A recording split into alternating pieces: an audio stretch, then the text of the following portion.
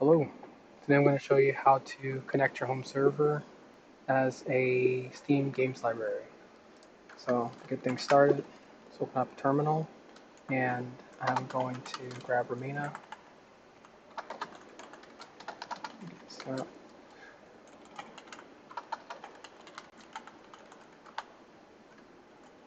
I already have it, so it's going to tell me I already have it. It's going to open that up and I am going to jump into my server. I already have it here, but to set up the server, you can just put in whatever name you want there.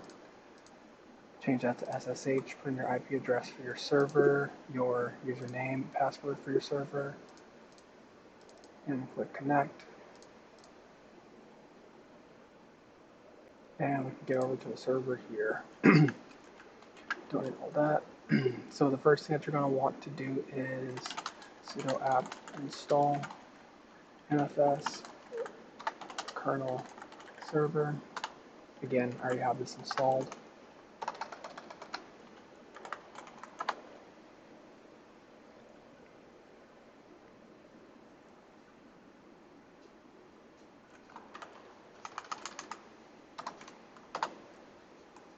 There we go.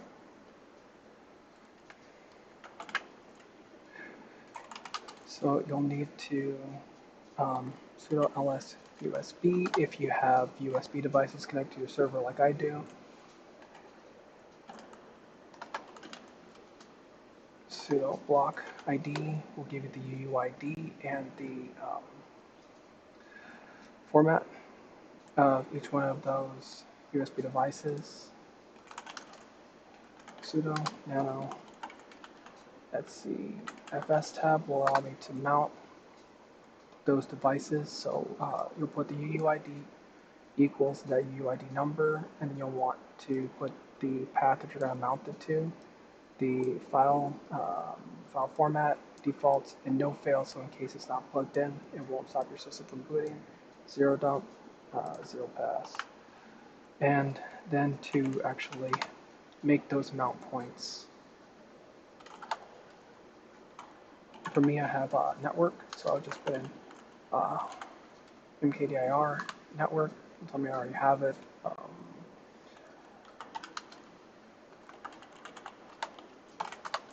I have several already here, but for you, you might want to put in like this mkdir ssd1. Again, it'll tell me that I already have it. And then you'll want to change the ownership.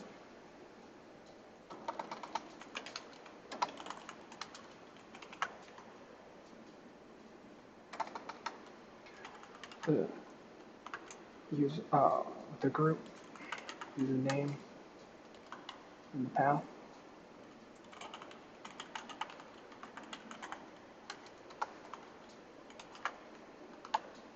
And then you'll want to modify it.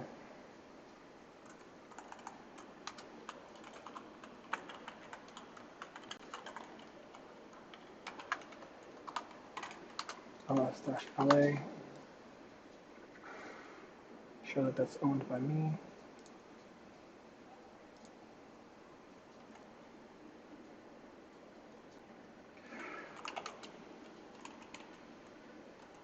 Next, I'll want to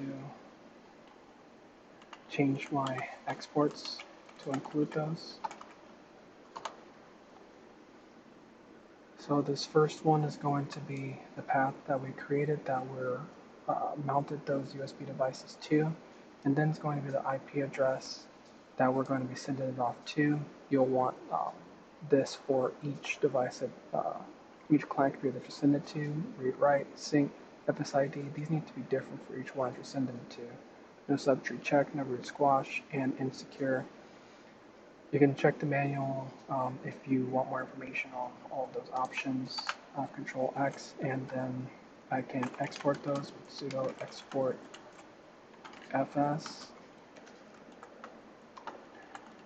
And that will give me a message on all the ones that are exported.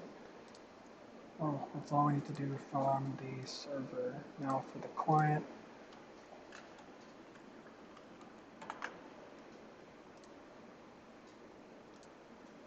we'll need to sudo apt install nfs-common. If you're on a different distribution, you may need to put in nfs-utils. And with nfs-common installed, we will need to create our mount points. So for me, I have nfs folder as my mount point. There's those same mount points there. So to actually use one like mkdir and then like ssd1, the same as we did on the server side, we'll do pretty much the exact same thing on the client side, where we're going to mount those two, and then we would sudo nano fstab, and then we would create, first we would put where the file is coming from, the IP address of the server, the path from the server, and then the path that we're mounting to, and the share type being nfs read write 0.0 pass. Control X, Y to accept the changes, and then enter, and we will sudo mount A dash A. I'm going to put a B in here too, so you can read that message line telling me that it's already mounted. So that's all we need to do for that. For Steam, the first thing I want to do is go to Settings, under Account, change the beta to accept the beta, restart Steam. In Downloads, we'll go to that Steam library, and we would hit the Add icon, and we would add in that NFS that we just created, SSD1, and I can just hit New Folder, and that'll allow us to move files into a folder. From there, we could click files that are on our local machine, and click Move, and it'll move them over to our external drive. Lastly, we want to go to shader preconfig. I have enabled shader preconfig, and then allow background processes with local shaders. Takes a little bit of time in the startup, saves time in the long run. And last, under Steam Play, enable Steam Play for supported titles, which allow you to run those Windows games through Proton. You'll probably want the Proton Experimental or Proton Next. I have the GE Proton 747 for one specific game. When you hit OK on that, it'll ask you to restart. Just go ahead and restart Steam. If you do go for Proton Experimental, make sure that you go up to all, make sure Tools is checked, put in Proton, right-click, Properties, and under Betas, click the bleeding edge, and for the game that you want to play, you can right-click on that, go to Properties, and under General, put in the game mode, %command%, and compatibility, force use, and you can put in a specific version of Proton that you're using. For me, it's going to be Next for this particular game. I will show you how to move the files between those games. So on my local machine, I have it under Steam, Dev install, Steam apps, Common, and say I wanted to move one of these games over. So I want to move RetroArch to my SSD on the network. I'm just going to comment, I paste it in here, and the next time I open up RetroArch, right, I didn't have it on my local machine, it would open it from the server, it would install the compat data,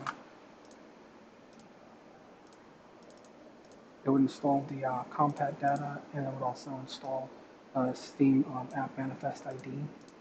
And then I'll show you a game that is running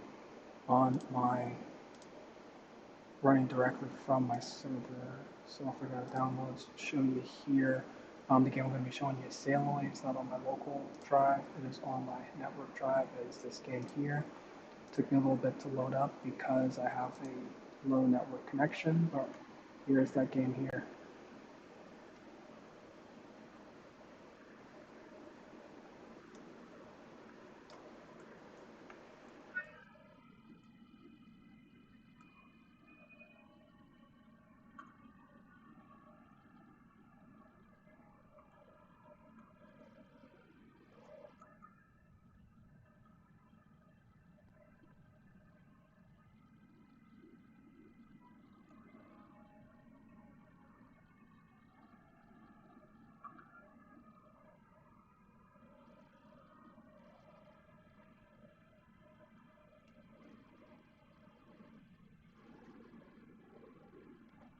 Yeah, that's basically it. If you have any questions or comments, feel free to leave those down below. If you found the video helpful, you can give me a like. If you like the content and want to see more in the future, feel free to subscribe to the page. Thanks for watching.